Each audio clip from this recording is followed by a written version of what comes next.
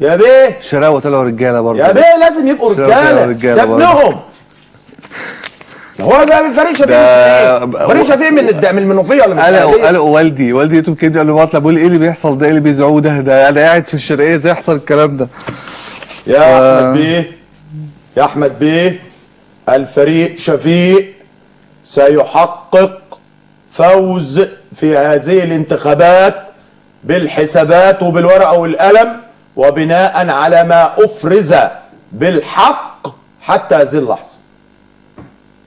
كل المحافظات اللي اعلنوها محافظات قليله الاصوات، المحافظات كثيفه الاصوات ما جوش جنبها، ما اعلنوهاش، لان الفريق فارق بربع مليون لاقل محافظه. ده برغم التزوير والتجاوزات، ده برغم التزوير والتجاوزات والخداع والاقلام اللي فسفوريه. انت عارف نسبه اصوات البطله اعلى من المره الاولانيه في كل المرشحين. تخيل، ما هو السبب القلم.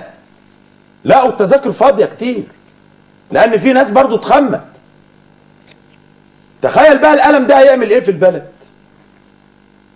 القلم اللي بعد 4 ساعات هيعمل ايه في الحاله الاقتصاديه للبلد؟